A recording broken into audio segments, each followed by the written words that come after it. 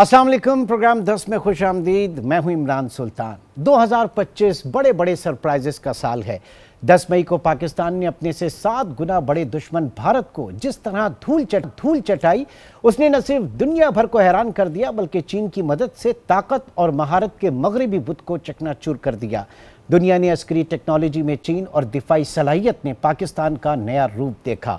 दुनिया पाकिस्तान की अस्करी सलाहियतों की मोतरफ हो गई और हाल ही में पाक सऊदिया मुश्तरका दिफाई मुआहदा पाकिस्तान के इस उभरते किरदार को बामे उरूज पर ले आया। दुनिया की नज़रें OIC इजलास पर थीं, जहां से तवक्का थी कि इसराइल के कतर के हमले के खिलाफ कोई भरपूर किस्म का रद्द अमल सामने आए, लेकिन वहां एक बार फिर मायूसी हुई। इसी दौरान नरेंद्र मोदी अपनी सालगिरह में मगन हो गए और डोनाल्ड ट्रंप बरतानिया में विंडसर कैसल में मेहमान नवाजी के मजे लूटते नजर आए। दुनिया की आंखें उस वक्त खुली जब वजीर आजम शहबाज शरीफ को सऊदी एयर स्पेस में सऊदी F-16 तैयारों ने खुसूसी प्रोटोकॉल दिया और फिर दुनिया ने देखा कि पाक सऊदी ताल्लुकात की नई तारीख रकम हुई। पाकिस्तान और सऊदी अरब के दरमियान स्ट्रेटेजिक म्यूचुअल डिफेंस एग्रीमेंट पर दस्तखत हुए, जिसका खासा यह है कि किसी एक मुल्क पर हमला दोनों मुल्कों पर हमला तस्वर होगा। सवाल है कि रीजन में इतनी बड़ी पेशरफ्त से CIA, मोसाद और रॉ समेत दुनिया भर की इंटेलिजेंस एजेंसीज बेखबर कैसे रहीं। इस तारीखी मुआहदे पर दुनिया भर के अखबारात में इदारिये लिखे जा रही हैं और इसे नेटो तर्ज के मुस्लिम ब्लॉक तक करार दिया जा रहा है। इजराइल परेशान है और मोदी सरकार की तो नींदें उड़ चुकी हैं। सब हैरान हैं कि ये हो क्या गया। तो आज के प्रोग्राम में इसी अहम मामले पर हम बात करेंगे। अपने गेस्ट पैनल का आपसे तारुफ कराता चलूं। हमारे साथ मौजूद हैं ब्रिगेडियर हारिस नवाज, रिटायर्ड दिफाई तजियाकार। सर, बहुत शुक्रिया आपके वक्त का। और साथ ही अहमद हसन अल अरबी ने भी हमें ज्वाइन किया, जो कि माहिर बैनुल अक़वामी उमूर हैं। अहमद साहब, आपका भी बहुत शुक्रिया। नवाज साहब, आपकी तरफ आता हूं। सबसे पहले तो ये जानना चाहेंगे कि ये जो पाक सऊदिया स्ट्रेटेजिक म्यूचुअल डिफेंस एग्रीमेंट, इसके अहम अगराज़ व मकासद क्या हैं? भारत इसे क्यों नेटो तर्ज का एक इस्लामिक ब्लॉक करार दे रहा है? उसे खदशा क्या है? इमरान, आपने मेरे से सवाल किया? जी हारिस नवाज साहब, आपसे मैंने सवाल। देखें, ये एक बहुत ही इम्पोर्टेंट म्यूचुअल स्ट्रेटेजिक एग्रीमेंट हुआ है और इसमें it is not against any country. मैं पहले बड़ा क्लियर बताना चाहता हूँ, it is a defence and deterrence agreement कि दिफा में जब कोई मुल्क हमने ना किसी पर अटैक करने, ना सऊदी अरब में अटैक करने, इन केस किसी हमारे दोनों मुल्कों में किसी एक पर हमला होता है तो वो कंसिडर होगा कि दूसरे पर भी हमला होगा। मकसद ये है कि इससे Saudi Arab should feel secure.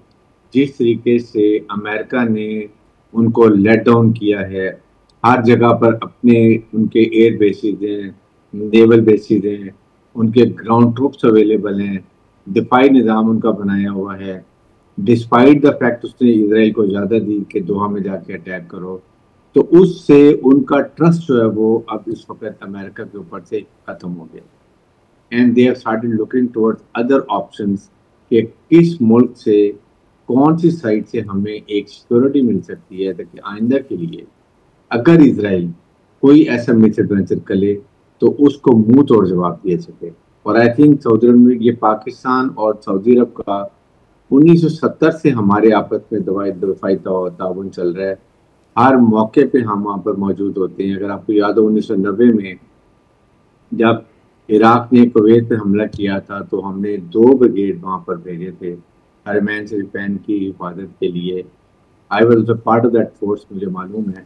तो इसलिए ये रूटीन है, लेकिन अब इसको फाइनली फॉर्मलाइज कर दिया इसलिए गया है ताकि ये मौका भी था और ये कन्वे भी राइट मैसेज आ रहा था तमाम को, इसराइल को, कि now henceforth don't look towards Saudi Arab. और बार बार इंडिया इसको एक्सप्लॉइट ये कर रहा है कि ये एक अग्रेसिव ये एग्रीमेंट है कि किसी पे हमला भी कर सकते हैं। Not at all.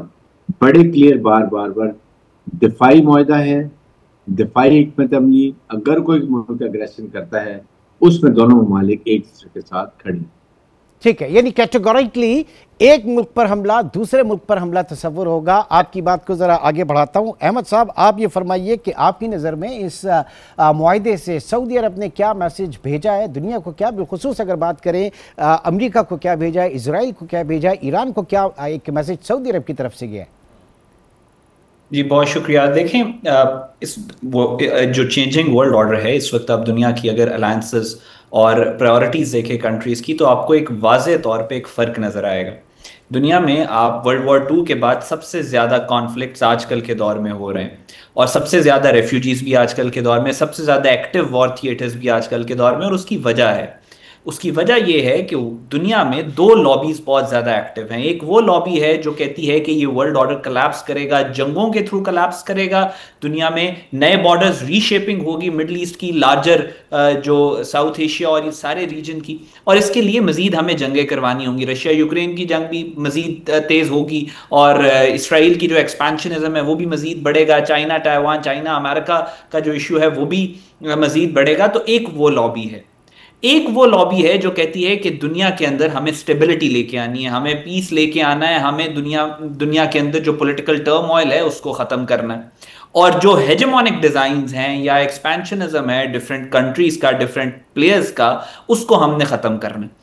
अब वो जो ग्रुप है या वो जो लॉबी या वो फैक्शन जो ये कहती है कि स्टेबिलिटी आए खत्ते में, पाकिस्तान उस लॉबी में या उस ग्रुप में या उस कमिटी ऑफ नेशंस में पाकिस्तान टॉप के ऊपर है। पाकिस्तान ने अब से 2 मई के अंदर अपनी एग्जिस्टेंस को खतरे में डाला। किस लिए? कि रीजन की स्टेबिलिटी जो है वो बरकरार रहे, खित्ते में एक मुल्क इतना इतना वो अपनी ताकत के नशे में पागल ना हो जाए कि पूरे खित्ते की इंस्टेबिलिटी, पूरे खित्ते में इंस्टेबिलिटी क्रिएट करे। और उसी तरह जो सऊदी अरेबिया है, पाकिस्तान का स्ट्रेटेजिक पार्टनर है, उसकी भी कोशिश यही है कि पूरे खित्ते के अंदर एक स्टेबिलिटी आए, एक केओटिक और एनार्किक जो है माहौल वो खत्म हो, और ताकि प्रोग्रेस हो सके। तो पाकिस्तान और सऊदी अरेबिया का जो अलायंस है वो स्टेबिलिटी को एनहांस करने का अलायंस है। और इस अलायंस, और ये एक it's a known fact, her international relation scholar 1+1=2 कर सकता है इस मामले पे। बात यह है कि इस अलायंस या इस पैक्ट के खिलाफ आपको सिर्फ और सिर्फ वो आवाजें नजर आएंगी जिनको पीस और स्टेबिलिटी से थ्रेट है, और जिसका वाज़े मिसाल आपको भारत और इसराइल के जो पावर कॉरिडोर्स हैं उनमें आपको पैनिक नजर आ रही है। उनके पास इस डिफेंस पैक्ट को, इसका नाम ही डिफेंस पैक्ट है, ये जंग को अवॉइड करने के लिए बना है। It is created in order to avoid war. So Israel और इंडिया के पास इसके अलावा और कोई ऑप्शन ही नहीं है कि सवाए इंफॉर्मेशन डोमेन के अंदर वो इसके बारे में हेर से और इस तरह का प्रोपेगेंडा करें कि ये कोई एग्रेसिव पैक्ट है। ना पाकिस्तान की स्ट्रेटेजिक एग्रेशन पाकिस्तान के सिक्योरिटी ऑपरेटर्स का हिस्सा है, ना सऊदी अरेबिया के सिक्योरिटी ऑपरेटर्स का हिस्सा। और दोनों मुल्क मिलके, दोनों इस वक्त जो एक अपने डिफेंसिव एक पोस्चर लिए हुए हैं पिछले कई सालों से, वो मिलके एक एग्रेसिव पैक्ट कैसे साइन करते हैं? Practically impossible. सो ये सारा प्रोपेगेंडा है जो जिसको इसराइल भी फैन कर रहा है और जिसको इंडिया भी फैन कर रहा है, ताकि इससे कुछ ऐसी र्यूमर्स जनरेट की जा सकें कि और प्लेयर्स भी खौफजदा होकर, जिनके इंटरेस्ट मिडिल ईस्ट के अंदर डैमेज हो रहे हैं, वो भी इस अलायंस के खिलाफ बात करें। ये उनका लार्जर प्लान। ठीक है, तो हारिस नवाज साहब, आपको इस डिफेंस पैक्ट, ज़ाहिर के जिसके हवाले से बात की जा रही है, एक संग मील है, तो इसमें मुस्तकबिल करीब में मशरिक़ वस्ता और जनूबी एशिया के मंजरनामे में कोई बड़ी तब्दीली रोनमा होती हुई आप देख रहे हैं?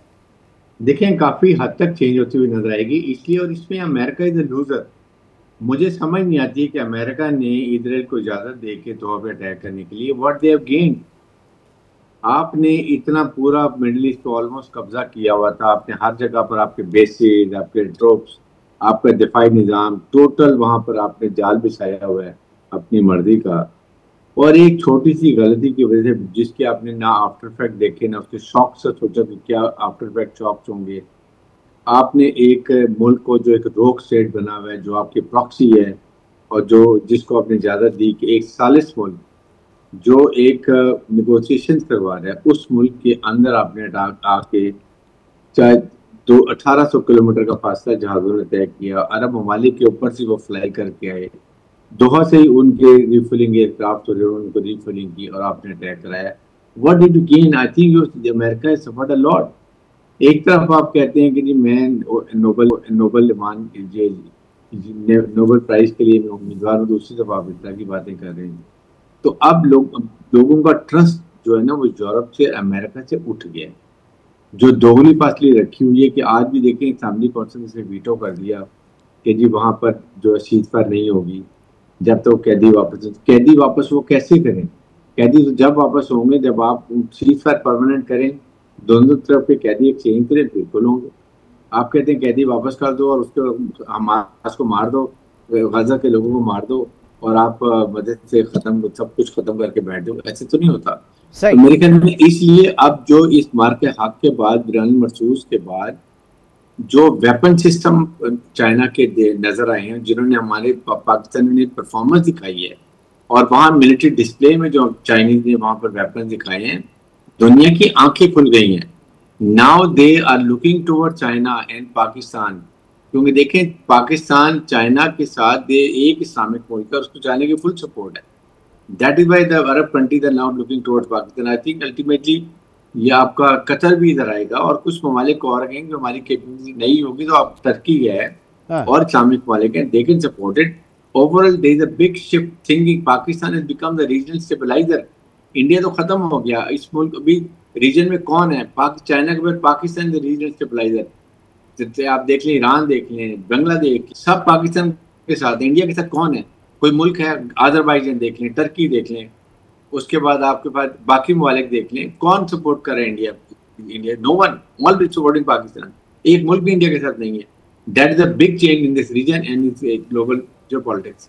तो अहमद साहब, आप क्या देख रहे हैं ये सिक्योरिटी स्टेबलाइजर का जो पाकिस्तान का रोल है, और फिर जिस तरीके से एक ट्रस्ट डेफिसिट अब खलीजी रियासतों का अमेरिका, ये दोहा में जो इस वक्त हमला हुआ उसके बाद इजरायली जारियत पर, तो मुस्तकबिल करीब में आपको नज़र आ रहा है कि इसी तरीके के और इसी किस्म के पैक्ट जो है वो दीगर रियासतें वो भी जुड़ना चाहेंगी पाकिस्तान के साथ?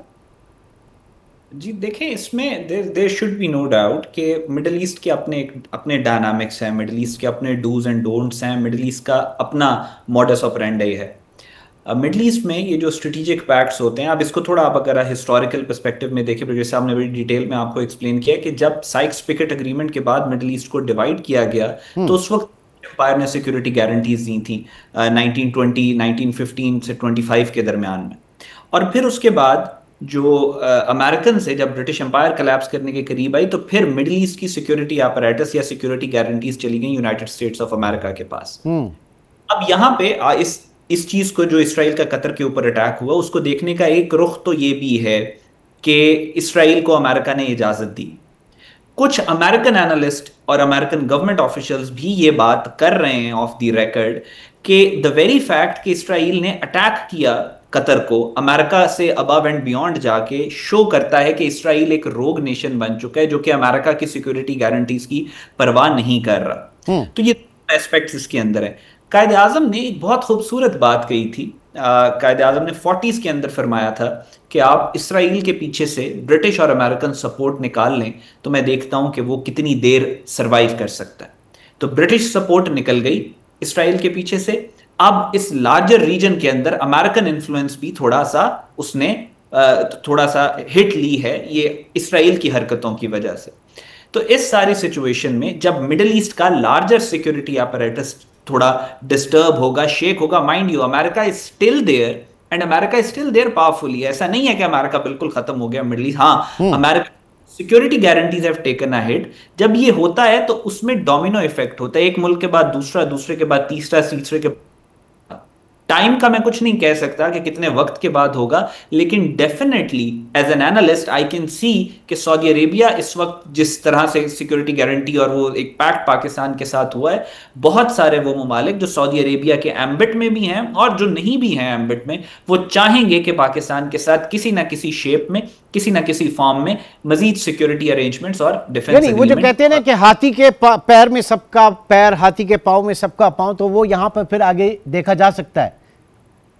जी बिल्कुल बिल्कुल। मिडिल ईस्ट के अंदर कभी भी ऐसा नहीं हुआ कि एक मुल्क ने इतना बड़ा डिफेंस एग्रीमेंट अकेले कर लिया हो। इसको बहुत सारे ममालिक होते हैं जो जिसको कहते हैं ना फॉलो सूट, तो वो बाद में फिर फॉलो करते हैं। ठीक, अच्छा, अब हारिस नवाज साहब ये फरमाइएगा कि ऑयल फॉर सिक्योरिटी डील जो एक बहुत बड़ा खासा रहा था, और एक दूसरी चीज़ ये कि क्या इससे शिफ्टिंग हो पाएगी एक अमेरिका के ऊपर जो इन्हिसार है। फिर दूसरा ये भी कहा जाता है कि जो गल्फ स्टेट्स हैं, मिडिल ईस्ट है, इनके भारी भरकम इन्वेस्टमेंट जो है वो अमेरिका के अंदर है, वो यूरोप के अंदर है। तीसरी चीज़ ये कि फिर यहाँ पर जो है वो कई ममालिक में, बेशतर ममालिक में बादशाहत का निज़ाम भी मौजूद है। तो ये इतना बड़ा चेंज आ पाएगा, क्योंकि फिर हमने माजी में देखा जिसने राइट लेफ्ट होने की कोशिश की, फिर वहां पे अरब स्प्रिंग आया और फिर वो हुकूमतें भी गईं। इमरान देखें, ये सबसे बड़ा एक है कैश पॉइंट कि अमेरिका ने एक तो पूरे मिडिल ईस्ट पे ऑलमोस्ट कब्जा किया हुआ। लेट्स बी वेरी क्लियर, मैं ये ओपन टर्म में बात कर रहा हूँ। कोई ऐसी जगह नहीं है जहां पर उनके बूट्स ना हो, या उनके वेपन सिस्टम ना हो, या उनका कंट्रोल ना हो, और ऑयल भी अपनी मर्जी से लेके जा रहे हैं। नंबर 2 बात यह है कि इसके साथ आपके सामने उन्होंने ईरान का हवा शो करके कि ईरान आपको खा जाएगा, ईरान सऊदी अरब पे हमला कर देगा, ईरान कुवैत पे उस पे हमला कर देगा, कतर पे कर देगा। ट्रिलियन एंड ट्रिलियन डॉलर्स का वेपन एमुनिशन बेचा है इन ममालिक को, और अपनी वॉर इंडस्ट्री आसमान पे लेके चला है। और उसके बाद उन पे तलवार यही लटकाई हुई है कि एक पूरा इन अरब ममालिक के पैसा जो है प्राइवेट अपने पर्सनल अकाउंट सारे अमेरिका के अंदर, वो किसी को भी फ्रीज हो सकते हैं। नंबर 3, उनको पूरी, बिल्कुल आप सही कह रहे हैं, तलवार लटकाई हुई कि अगर कोई मुल्क अमेरिका से डिफाई करता है, उसकी बात नहीं मानता, तो वो वहाँ पर डेमोक्रेसी के लिए वहाँ पर हड़तालें शुरू करा देंगे। आपको पता है क्या सिस्टम उनका होता है सीए का, वहाँ किंगडम चली जाएगी, उनको वापस 100 प्रॉब्लम शुरू हो जाएंगी। तो ये इसलिए it will have a gradual shift. अगर यहाँ पर बहुत बड़ी एक अपॉर्चुनिटी थी इस्लामिक ममालिक और अरब ममालिक के पास कि they should have shown more unity among themselves, करारदाद के कोई फायदा नहीं था। अगर उसमें ये कहते, और अहमद दिलबेर में आउट देखें, वो ये कहते कि जी सबसे पहले हम आज वार्निंग दे रहे हैं, वी आर गिविंग 2 days कि गजा में नो मोर किलिंग जी। नंबर 2, ऑल कंप्लीट खुले खुल्लम वहां पर जो फूड है वो वहां पर डिलीवर होगी, कोई स्टॉपेज नहीं होगी। अगर ये चीजें नहीं होती हैं तो हम इजराइल के तमाम कमर्शियल फ्लाइट्स को अरब एयर स्पेस पे नहीं जाने देंगे, ब्लॉक। हम ट्रेड सैंक्शन लगा देंगे 1 हफ्ते के बाद अगर ये इस पे इम्प्लीमेंट नहीं होता। इब्राहिम अकॉर्ड के जो ममालिक हैं वो अपनी सफारती ताल्लुकात सस्पेंड कर देंगे। ऐसी कुछ चीजें डालते जो डूएबल हैं, इनके हाथ में है, और इजराइल आपके घुटनों में आगे गिर जाता है जब ये हम इसको बढ़ा देते। बिल्कुल। लेकिन आई एम श्योर कि अमेरिका ने इतना इन्फ्लुएंस किया होगा, उनको डराया होगा कि उन्होंने सिर्फ समझा एक करारदाद डाल दो, उसके बाद खत्म कर लो। सो दैट इज अभी इंडिविजुअल ममालिक निकलेंगे और वो सिक्योरिटी पैक्ट अपने लिए करेंगे ताकि उनको कहीं ना कहीं सिक्योरिटी हो। ठीक है सर, विद योर परमिशन एक छोटे से ब्रेक की कॉल है। ब्रेक के बाद भी हमारे साथ हारिस नवाज साहब भी मौजूद हैं और अहमद हसन अरबी साहब भी मौजूद हैं। एक छोटे से ब्रेक की कॉल है, ब्रेक के बाद दोबारा मिलते हैं। Welcome back. हमारे साथ हारिस नवाज साहब भी मौजूद हैं और अहमद हसन अल अरबी साहब भी मौजूद हैं। हारिस नवाज साहब, आपकी तरफ आता हूं, ये फरमाइएगा कि इस मुआहदे पर मुमकिना रद्द अमल अमेरिका का इस वक्त क्या होगा, क्या एक्सपेक्ट किया जा रहा है? फिर दूसरा जो इजराइल है वो इसे किस तरह देखेगा, क्योंकि उसकी जारियत ख़त्म नहीं हुई है, रुकी नहीं है ज़रा भी। वो जुनूबी लिबनान के ऊपर उसने आज भी हमला किया है। देखें, एक तो अमेरिका को भी ये क्लियर होना चाहिए, अभी प्राइम मिनिस्टर ऑफ पाकिस्तान जो है वो अमेरिका जा रहे हैं और चीफ ऑफ मिनिस्टर भी साथ जा रहे हैं। और इससे पहले कि मैं मतलब देखें, ये तमाम चीज़ें ऑनेस्टली ये हुई हैं और ये मरहून मिन्नत हैं फील्ड मार्शल से आसिम मुनीर की। द वे उन्होंने मिलिट्री डिप्लोमेसी को इस्तेमाल किया है और जाके एक्सप्लेन किया कि पाकिस्तान नुक्ता नज़र, जैसे पाकिस्तान का इमेज बिल्ड किया मुसल्लह अफवाज की सेंट शो करके, ये सारी उस वक्त पॉसिबल हुई है। सेकेंड ये कि वहाँ जाके ज़रूर बताना चाहिए कि देखें ये डिफेंस पैक्ट है, it is not any aggressive poster against any country, चाहे ना इंडिया ना इजराइल ना कोई और अरब किसी और मुल्क के खिलाफ। बी वेरी, इसलिए अमेरिका को इस पे कोई एतराज़ नहीं होना चाहिए, और अगर एतराज़ होता भी है तो तो ये हर मुल्क के अपने नेशनल इंटरेस्ट होते हैं और हमारी हर एक की अपनी पॉलिसी है। We should not bother at all, we must explain and rest. आपने इंगेज रहना है अमेरिका से भी, आपने इंगेज रहना है मिडिल ईस्ट में भी, आपने इंगेज रहना है रशिया से भी और चाइना से। हमारे आर्यन ब्रदर्स हैं, कोई डाउट नहीं है। रीजन में ईरान से, तो ये इस पे डाउट कोई नहीं होना चाहिए। इसलिए ये हमारे जो मुआहिदा है ये क्लियर है कि ये इंडिया को और इसराइल को बहुत खटकेगा, क्योंकि आज ना उनके जो ऑफेंसिव डिज़ाइन थे वो खाक पे मिलिया मेट हो गए। क्योंकि अगर आएंगे तो इकोनॉमिक पावर सऊदी अरब की, मिलिट्री पावर पाकिस्तान की, ये जब इकट्ठी होती है become the force multiplier and we can play hell with any aggressor and belonging to any country. तो ये मैंने आपको बड़ा क्लियर बात बता दी है इसके बाद। ठीक, अहमद साहब ये बताइएगा कि इस एक ये जो टर्निंग पॉइंट आया इस वक्त पूरी दुनिया ने देखा और यकीनन भारत की नींदें भी हराम है, उसकी तो साल हा साल की जो सिफारती सरमायाकारी थी वो इस वक्त जो है स्टेक के ऊपर लग गई है। क्या ऑप्शन होगा अब इजराइल और जो भारत है उनके गठजोड़ जो है वो किस तरह से देखेंगे इसे? ये देखें, उनके लिए तो ये एक नाइटमेयर है। इसमें भारत का तो किसी विदाउट एनी डाउट उनका मीडिया, उनका पैनिक अभी भी देख रहे होंगे उनके न्यूज़ चैनल्स के ऊपर किस तरीके से वो अल्ट्रा पैनिक मोड के अंदर जा चुकी है। हाँ। और इंडिया की जो अब फॉरेन पॉलिसी में इंडिया के पास लिमिटेड ऑप्शंस बचे हैं। ऑप्शन ये होगा कि वो किसी तरीके से इस पैक्ट से जो जिसके इंटरेस्ट डैमेज हो रहे होंगे उसकी कोशिश करेंगे कि उन ममालिक को, स्पेशली वेस्टर्न कंट्रीज़ की कोशिश करेंगे कि उनको किसी तरीके से इस पैक्ट के ख़िलाफ़ किया जाए। कोशिश करेंगे इंडियन, अभी जो इंडियन फॉरेन ऑफिस की और इनके जो मीडिया के ऊपर बात चल रही है तो वो ये कह रहे हैं कि हम अमेरिका, अपने फॉरेन ऑफिस को पुश कर रहे हैं कि अमेरिका को इस पैक्ट के अगेंस्ट कन्विंस करें। सो इस सारी सिचुएशन में आई थिंक उनके पास इसके अलावा और वो कुछ कर नहीं सकते। उनके जो हेजेमोनिक डिज़ाइंस हैं उनको एक अच्छी डिटरेंस मिल गई है। इंडिया का बहुत ज़्यादा स्टेक सऊदी अरेबिया में है और इकोनॉमिक स्टेक रेमिटेंसेस बहुत ज़्यादा वहाँ से आती हैं, तो इंडिया की पैनिक जो है वो दैट्स अंडरस्टैंडेबल। लेकिन West, I think West will be very careful because ये जो सारी सिचुएशन इमर्ज हुई है, ये जो सारी इक्वेशन चेंज हुई है, इसमें बहुत मेजर रोल इसराइल के हेजेमोनिक डिज़ाइंस ने जो है वो क्रिएट किया है। और अब इसराइल अपने आप को अमेरिका के अंडर अम्ब्रेला समझता है। पिछले 3 साल से जो मिडल ईस्ट में इसराइल कर रहा है उसने बहुत ज़्यादा रोल प्ले किया है सिक्योरिटी जो अपैरेटस है मिडल ईस्ट का उसको चेंज करने में। तो I think West will also be careful, क्योंकि अभी पिछले कुछ अरसे में बहुत तब्दीलियां भी आई हैं। आप सिर्फ इस डिफेंस पैक्ट को अगर ना देखें तो कुछ अरसा पहले सऊदी अरेबिया और ईरान के दरमियान में बहुत अच्छे डिप्लोमेटिक रिलेशंस अरेंज करवाए थे चाइना की गारंटीज के थ्रू। तो अब मल्टीपोलर हो रही है। आई थिंक वेस्ट इसके साथ अडेप्ट करेगा तो वेस्ट के लिए भी बेनिफिशियल है, नहीं तो ये मुल्क अपनी बका के लिए जो कर रहे हैं वो तो करते रहेंगे।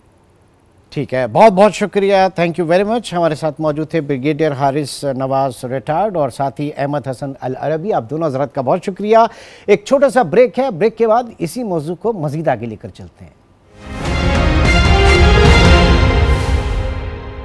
प्रोग्राम में एक बार फिर खुशामदीद। 2 पॉइंट्स हैं जो मैं डिस्कस करना चाहूँगा, 2 डेवलपमेंट्स में रदर मैं कहूँगा, और उसके हवाले से हमारे साथ मौजूद हैं ब्रिगेडियर तारिक कादिर रिटायर्ड। बहुत शुक्रिया सर आपके वक्त का। आप इस वक्त ट्रैवल कर रहे हैं और टाइम आपने हमें दिया। सबसे पहले तो ये बताइए कि अमेरिका अफ़गानिस्तान से निकल चुका था, लेकिन अचानक से डोनाल्ड ट्रंप को याद आता है कि जनाब ये बगराम एयरबेस जो है वो चीन के जो न्यूक्लियर साइट है उसके करीब है और अमेरिका को दोबारा बगराम एयरबेस जो है वो चाहिए। और जब वो ये ऐलान कर रहे थे तो बरतानवी वज़ीर आज़म हक्का बक्का रह गए। क्या मकसद क्या है इस वक्त दोबारा इंगेज होने का अफ़गानिस्तान के अंदर, ये सबसे पहले आप हमें बताइए। Imran, thank you very much for having me. मैं आपको बताऊं कि ये बिल्कुल अचानक वाली बात मेरे ख्याल में ठीक नहीं है।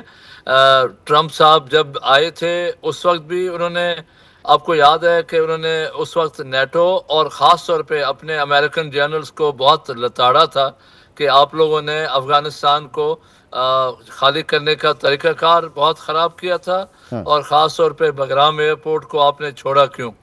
और ये उस वक्त से उनके जहन में था और ये बातचीत खलील ज़ल्मे को जब भिजवाया था उन्होंने दोबारा बात करने के लिए, ये उनके जहन में था। वो बहुत अरसे से है अमेरिकन के बगराम जो है वो हमारे पास होना चाहिए। लेकिन इस वक्त स्पेसिफिकली जो लिंकेज है या जो इनका आपस में मिलाप है, वो रीजनल सिचुएशन ऐसी है, ईरान वाली, चाइनीज़ का, फिर पाकिस्तान, और सबसे बड़ा जो इस वक्त एक इक्विलिब्रियम जो सेट हो रहा है, वो पाकिस्तान और सऊदी अरब का जो SMDA है, जो म्यूचुअल डिफेंस एग्रीमेंट है, इसके ऊपर चाइनीज़ का जो इन्फ्लुएंस आ रहा है, और ये जो CPEC का जो रोड का और रेलवे का जो कनेक्शन है, उससे ज़्यादा तेज़ कनेक्शन जो है वो चाइना का एयर लिंक कनेक्शन होगा पाकिस्तान और गल्फ रीजन के साथ। तो वो जो एयर लिंक कनेक्शन है, या चाहे वो डिफेंस एयर है या वो कमर्शियल एयर है, उसके लिए बगराम उनके लिए बहुत ही ज़रूरी बनता जा रहा है, बना हुआ है। उसको लेने के लिए उनका जो रैंडम थॉट है वो उन्होंने एकदम बोल ली, और स्टैमर को भी, UK के प्राइम मिनिस्टर को भी उन्होंने हैरान कर दिया, और ओवरऑल जो दुनिया के जो लीडिंग एनालिस्ट हैं वो भी हैरान हो गए कि जी क्या बात की है उन्होंने। नहीं, तो इसमें अब जो नेटो है वो किस तरह से इसको देखेगा, और फिर सबसे बड़ा जो स्टेक होल्डर है अफगान तालिबान हुकूमत, वो इसे किस तरह से, आप क्या रीड कर रहे हैं, वो कैसे देखेंगे?